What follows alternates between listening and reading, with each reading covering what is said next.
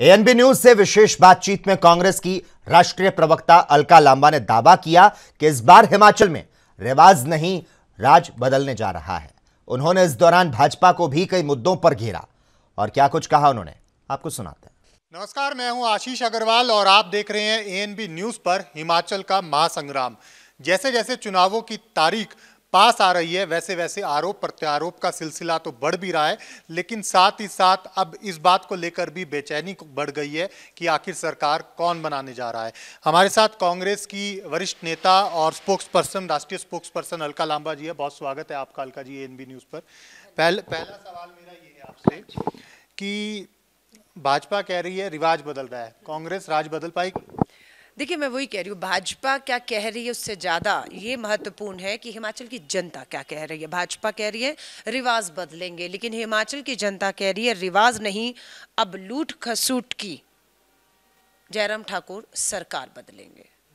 कारण सबको मालूम है, सबसे बड़ा मुद्दा ओपीएस, ओल्ड पेंशन स्कीम को लागू ना करना, अपने घोषणा पत्र में उसका ओ भी ना लिखना, ये सरकारी कर्मचारी जो इतने टाइम से आंदोलित है उसका अपमान है। वहीं दूसरी तरफ कांग्रेस ने अपने घोषणा पत्र, पहली गारंटी, पहली कैबिनेट मीटिंग में पहला फैसला 10 दिन के भीतर ओपीएस लागू होगा।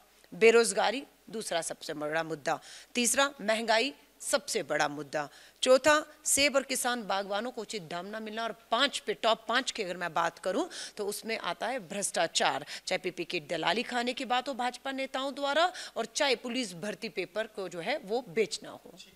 अलका जी, प्रतिज्ञा पत्र वर्सेस संकल्प पत्र, जनता प्रतिज्ञा पत्र को क्यों संकल्प पत्र से बेहतर माने? देखिए,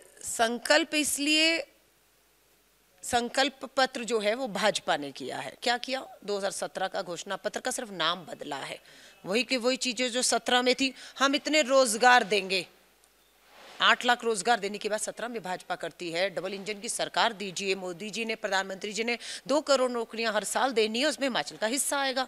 जयराम ठाकुर जी, सच्चाई क्या है, 5 साल के बाद डबल इंजन की सरकार फेल हुई और जाते जाते सौगात में जयराम ठाकुर जी 14 लाख युवा बेरोजगार छोड़कर जा रहे हैं आप। सरकारी कर्मचारी को सड़क पर छोड़कर जा रहे हैं आप। महिलाओं को महंगाई की मार आप देकर जा रहे हैं। 1450 रुपए का, 1150 रुपए का एलपीजी का सिलेंडर घरेलू हो चुका है, सब्सिडियां बंद हो चुकी हैं। अब आप अपने घोषणा पत्र में कहते हैं 3 खाली सिलेंडर देंगे जुल्ले में।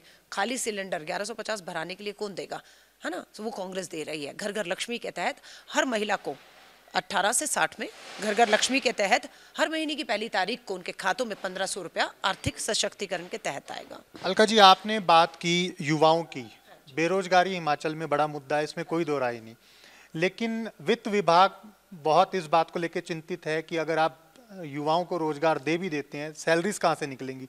अभी भी केंद्र की तरफ देखना पड़ता है। आपकी सरकार आ गई, बिना केंद्र की मदद के चला पाएंगे? देखिए, 51,000 करोड़, 51,000 करोड़ का हिमाचल का सालाना बजट है सरकार का। कर्ज कितना है? 70,000 करोड़, ये देकर जा रहे हैं। अब हमें मालूम है कि हमें इस बजट को, रेवेन्यूज को बढ़ाना है। हमें ये भी पता है कि 70,000 करोड़ के कर्ज से हिमाचल को बाहर भी लाना है। हमें ये भी मालूम है कि इस दोनों चुनौतियों के बीच में कांग्रेस को बढ़ती महंगाई, बढ़ती बेरोजगारी और ओपीएस की पेंशन भी डालनी है। कैसे होगा? इसलिए हमने छत्तीसगढ़ के मुख्यमंत्री को आगे करके छत्तीसगढ़ का मॉडल पेश किया है। 17,000 करोड़ रुपया सरकारी कर्मचारियों का केंद्र को देना है, छत्तीसगढ़ को नहीं दिया। 9,500 करोड़ का जो कर्ज था हमारी सरकार ने जो है चुका दिया है। नया कोई कर्ज नहीं लिया है। किसानों के सारे कर्ज पूरे माफ कर दिए गए हैं। ओपीएस लागू कर दिया गया। तो यहाँ कैसे कर पाए? नियत थी 5 लाख आप दलाली में पीपी किट में खाएंगे तो वो जब हम बचाएंगे, है ना, भ्रष्टाचार में जो पैसा है, आपका सोलन का हाईवे गिर जाता है, क्यों? क्योंकि भ्रष्टाचार था। आपका गुजरात का मोरबी गिर जाता है पुल और 140 लोग मर जाते हैं, क्यों? क्योंकि वही है ना, ये एक्ट ऑफ गॉड नहीं, एक्ट ऑफ फ्रॉड है। तो इन एक्ट ऑफ फ्रॉड को हम रोकेंगे। महिलाओं की भी आपने बात की, लेकिन बीजेपी तो महिलाओं के लिए अलग से घोषणा पत्र एक ले आई है, और कांग्रेस ने उसके अंदर अलग से क्या किया? उनका भाजपा का घोषणा पत्र देखा है, माइक्रोस्कोप लगा के ढूंढना पड़ रहा है। और पहले 11 जो उनके संकल्प हैं उनमें ओपीएस का ओ नहीं है, महंगाई का मां नहीं है, है ना? उसमें जो भी वो अपने एजेंडे लाए हैं वो सारे वही हैं जो 17 में आपने कहा था। स्टार्टअप फंड में 900 देंगे करोड़, हमने 4 तारीख को उनका घोषणा पत्र आना था, 5 को हमारा आना था, लेकिन उन्होंने अपना घोषणा पत्र 4 से 6 तारीख को किया क्योंकि हमारा घोषणा पत्र देखना चाहते थे। नकल भी इतनी कि जो फोटोएं हमने लगाई हैं किसानों की, वही फोटो वो भी नकल कर रहे हैं। तो नकल के लिए अकल भी चाहिए, और ओपीएस के लिए अगर करनी थी हमारी नकल तो हमने तो पहली गारंटी ओपीएस दी है। आप क्यों नहीं दिखा पाए? क्योंकि हिम्मत चाहिए। हिम्मत भी नहीं है, अकल भी नहीं है, सिर्फ नकल से काम नहीं चलेगा। सिविल यूनिफॉर्म कोड की बात कर रही है भाजपा हिमाचल में, कांग्रेस का क्या स्टैंड है? मैं फिर आपसे कह रही हूँ, उत्तराखंड में भी ये मुद्दा लेकर आए थे, वहाँ सरकार बन गई, लागू हो गया।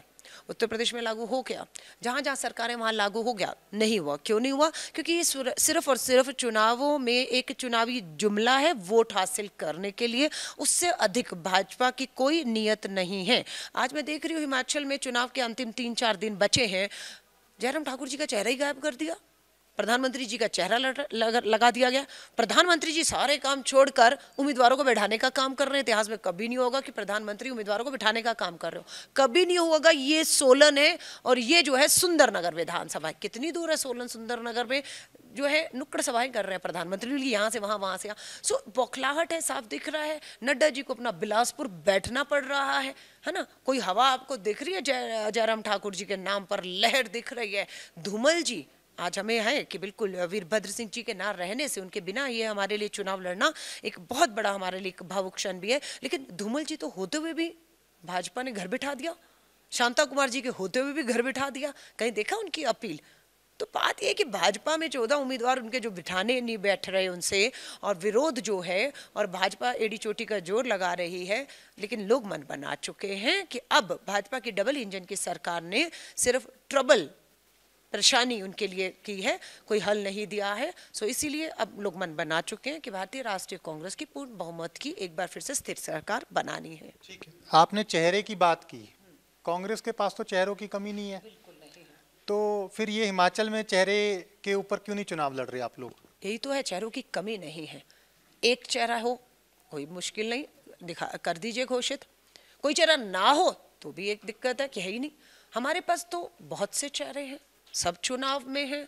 लोग पहले उनका फैसला करेंगे, चुनाव जीताएंगे, हमें नंबर मिलेगा। जो विधायक चुनकर आएंगे, विधायक दल की मीटिंग में सर्वसहमति से लोकतंत्र के तहत चेहरा चुन लिया जाएगा मुख्यमंत्री। दिल्ली हाईकमान को सूचित किया जाएगा, दिल्ली हाईकमान कांग्रेस उस पर अपनी मोहर लगाएगी और मुख्यमंत्री एक नया चेहरा हिमाचल को मिल जाएगा। पंजाब में तो हिमाचल से भी ज्यादा चेहरे थे, फिर पंजाब में तो चन्नी साहब के फेस पर चुनाव लड़ा आप लोगों ने, यहाँ पर ऐसा क्यों नहीं कर रहे हैं? चन्नी जी को मुख्यमंत्री घोषित कर दिया गया था, हमारी सरकार थी, उन्होंने शपथ ली और मुख्यमंत्री के तौर पर वो आगे बढ़े। और जब उनको मुख्यमंत्री बनाया गया तब भी सर्वसहमति से कैप्टन साहब हटे और सर्वसहमति से चन्नी जी को हमने चेहरा बनाया। जो भी रिजल्ट है हमें स्वीकार है। यहाँ पर भी हम सत्ता में रहे, 12 से 17 सत्ता में थे, 17 से 22 हम विपक्ष में थे। अब भी जो फैसला होगा सर माथे पर होगा, पर मुझे पूरा भरोसा है भारतीय राष्ट्रीय कांग्रेस हिमाचल में अपनी सरकार बनाने जा रही है। ऐसा तो नहीं कि पंजाब में आपने चन्नी जी के चेहरे पर चुनाव लड़ा और नुकसान हुआ, और इसी नुकसान के डर से इस बार हिमाचल में आप लोग चेहरा सामने नहीं लेके आ रहे? नहीं, देखिए ऐसा नहीं है। नुकसान किसका हुआ? बड़े बादल हारे, छोटे बादल हारे, कैप्टन हारे, सिद्धू जी हारे, चन्नी, तो ये उस चेहरे की बात नहीं है। पंजाब में एक लहर इस तरह की थी कि एक मौका केजरीवाल को दो। आज रो रहा है पंजाब किसान, मुख्यमंत्री के घर का घेराव किए बैठा हुआ है। पराली जल जल के जो है वहां पर पूरी तरह जो है हवाएं जहरीली हो चुकी हैं। नशे ने वहां घर कर लिया है। गैंगस्टर वॉर में अभी आपने देखा 2 दिन पहले भी एक नेता को गोली मारी गई, और उससे पहले सिद्धू मूसेवाला। इन सब के बावजूद क्या कर रहे हैं भगवंत मान? केजरीवाल की कठपुतली बनकर जो है कभी हिमाचल कभी गुजरात घूम रहे हैं, समझौता कर लिया। तो लोग देख रहे हैं कि बदलाव का फायदा नहीं, नुकसान हुआ है उन्हें। और उपचुनाव जब होता है भगवंत मान की लोकसभा सीट संगरूर पर हार होती है आम आदमी पार्टी की।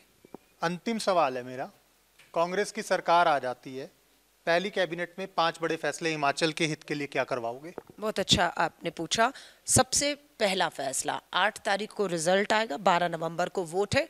10 दिन के अंदर उम्मीद है जल्द से जल्द सरकार बनेगी, सरकार शपथ लेगी। कैबिनेट की पहली बैठक में पहले 10 दिन में पहली मोहर हमारी ओपीएस पे लगेगी, नंबर 1। नंबर 2, 1 लाख सरकारी नौकरियों के पक्के पद पेंशन सहित वाले जो खाली हैं, हम उसे पहले 1 साल में भरने का कैबिनेट नोट जारी करेंगे। 2, तीसरा, हर महिला को 1500 रुपए की आर्थिक मदद तुरंत मिलना शुरू हो ताकि बेरोजगारी महंगाई से लड़ पाए। हम तीसरा उस पे बात कर रहे हैं। तीसरा, सेब बागवान और किसानों को उचित दाम मिले। जीएसटी जो इतनी बढ़ा दी गई है उसे खत्म नहीं तो बहुत कम किया जाना चाहिए, जिसे बीजेपी ने भी अपने घोषणा पत्र में खत्म करने की बात नहीं की। उन्हें उचित दाम मिले और वो दाम वो तय करें, ये भी हमारा है। उसके बाद पांचवा हमारा है भ्रष्टाचार, कि हमें अगर अपना सरकारी खजाने को भरना है, रेवेन्यू को भरना है, तो हमें सरकारी लूट खसूट जो जयराम ठाकुर जी के टाइम थी उसे बंद करना होगा। भ्रष्टाचार पे पूरी लगाम लगानी होगी। रेवेन्यू जनरेट करने के लिए आपका सेब बागवान 5000 करोड़ का जो रेवेन्यू देता है, जो पूंजीपति मित्र की जेब में जा रहा है, उसे किस तरह से हम 10,000 करोड़ पे लाएं। किस तरह से पर्यटन के नाम पर हिमाचल के अंदर रेवेन्यू आ सकता है। टूरिज्म है, टूरिस्ट प्लेस है, धार्मिक स्थल है, पूरे देश और विदेश से लोग यहाँ पर हिमाचल में आते हैं, उससे हम किस तरह से अपने रेवेन्यूज को दुगना कर पाए, हमें इस पे ध्यान देना होगा। और मुझे जरूर है कि हम छत्तीसगढ़ सरकार की तर्ज पर हम हिमाचल को कर्ज से भी बाहर लाएंगे, कर्ज के बोझ से भी बाहर लाएंगे, रेवेन्यू भी बढ़ाएंगे और हिमाचल को एक बार फिर से विकास और समृद्धि के रास्ते पर लेकर जाएंगे। अलका जी, कांग्रेस से जुड़े सवाल हो गए, अलका लांबा से जुड़ा एक सवाल। हिमाचल की राजनीति में अलका लांबा वर्सेस सुखराम चौधरी जी, पोंटा से सरकार में, जयराम सरकार में ऊर्जा मंत्री। वो डेफर्मेशन केस फाइल कर दिया उन्होंने कोर्ट में। हमने भी इंटरव्यू किया और ऑन कैमरा उन्होंने बोला कि अलका लांबा या तो माफी मांग ले, नहीं तो कोर्ट के चक्कर काटने के लिए तैयार रहे। क्या कहेंगे? देखिए, मैं तो दिल्ली से आई हूँ ना, और डेपुटेशन पे हूँ। कांग्रेस ने मुझे यहाँ पर जिम्मेदारी के लिए भेजा। 10 तारीख को चुनाव आचार संहिता के अनुसार मुझे यहाँ से स्टार कैंपेनर भी हूँ, तो मुझे हिमाचल छोड़ना है, जो मैं छोड़ भी रही हूँ। लेकिन इतनी बौखलाहट कि अलका लांबा के आरोप जो आप पर लगाए उसका जवाब देने की बजाय हथियार बना लिया इन्होंने ईडी को, सीबीआई को, पुलिस को। कानूनी नोटिस भेजेंगे, जवाब नहीं देंगे। मैं आई थी यहाँ पर कम से कम मुझे लगता है 6-8 महीने पहले। जो नशा गुजरात से होता हुआ पंजाब हरियाणा से हिमाचल के युवाओं को अपनी चपेट में ले चुका है, मैंने तब भी सवाल उठाया था। तब भी भाजपा के अध्यक्ष ने मुझे कहा था अलका लांबा माफी मांगे, नहीं तो कानूनी नोटिस भेजा जाएगा। नशे के ऊपर हमारे आरोप लगाया। आज गृह मंत्री आकर खुद इस बात को स्वीकारते हैं, अमित शाह जी, कि पूरा हिमाचल नशे की लत में चला गया है। जो युवा है, मैं कहूंगी उसकी बात कर रही हूँ। और हम अगले 5 साल में, अमित शाह जी कहते हैं, नशे से बाहर लाएंगे। मैं भी तो वही बात कह रही थी कि हिमाचल को आपकी सरकार, डबल इंजन की सरकार ने गुजरात से यहाँ नशा पहुंचा के लत पहुंचाई है। आप कहते हैं कानूनी नोटिस भेजेंगे, मैंने तो माफी मांगी नहीं। कहाँ है आपका कानूनी नोटिस? अभी भी कह रही सुखराम जी, भेजिए जितने भेजने होंगे। और आपको जो सत्ता से बेदखल करने का फरमान और नोटिस हिमाचल की जनता भेजने वाली है, वो हर बात का जवाब देगा। और मैं आई थी उपचुनाव से पहले, कानूनी नोटिस भेजने की बात तब भी हुई थी, उसका जो जवाब उपचुनाव में मिल गया। मंडी लोकसभा, खुद गृह राज्य जिला है जयराम ठाकुर जी की जगह, वहां से वो हारे और 3 विधानसभा भी हारे। ये मुझे कानून नोटिस भेजने के बाद कांग्रेस ने चारों खाने चित किया है भाजपा को। और अभी भी जितने कानूनी नोटिस आएंगे कांग्रेस के लिए उतना बेहतर है। प्रमाण है अलका लांबा के पास जिन बातों को लेकर आरोप लगाए हैं सुखराम चौधरी पर? हमने तो पूरा का पूरा चार्जशीट जारी किया है। जो विपक्ष में होता है वो सरकार के खिलाफ चार्जशीट लाता है, जो सत्ता में होते हैं वो अपनी रिपोर्ट कार्ड लेकर आते हैं कि ये हमारी रिपोर्ट कार्ड है, ये वायदा किया, ये काम किया, और हम चार्जशीट लेकर आए। हमने चार्जशीट जारी की, आपने देखा कोई भाजपा का उफ तक नहीं, आह तक कुछ कर नहीं पाया, क्योंकि पता है कुछ बोल नहीं सकते हैं उस पर। अगर वो चार्जशीट, अलका लांबा के आरोप झूठे हैं, है ना, तो करिए ना हम पर कार्रवाइयां। लेकिन अब कार्रवाई तो भाजपा के भ्रष्ट मंत्रियों पर होगी। सरकार कांग्रेस की बनने वाली है। हमने चार्जशीट जो जारी की है, सरकार में आते ही सारी सरकारी फाइलें, एक एक चीज का हिसाब खंगाला जाएगा, हिसाब लिया जाएगा। और जो भ्रष्ट हैं, दोषी हैं, चूना लगाने वाले सरकारी खजाने को, उन्हें जेल की सलाखों के पीछे भेजा जाएगा। बहुत बहुत शुक्रिया अलका जी बात करने के लिए। तो ये थी हमारे साथ कांग्रेस की राष्ट्रीय प्रवक्ता अलका लांबा, जो कहीं ना कहीं आश्वस्त हैं कि हिमाचल में कांग्रेस की सरकार बनने जा रही है। लेकिन जनता क्या जनादेश देती है, ये 12 तारीख को देखना होगा। शिमला से एएनबी न्यूज़ के लिए आशीष अग्रवाल।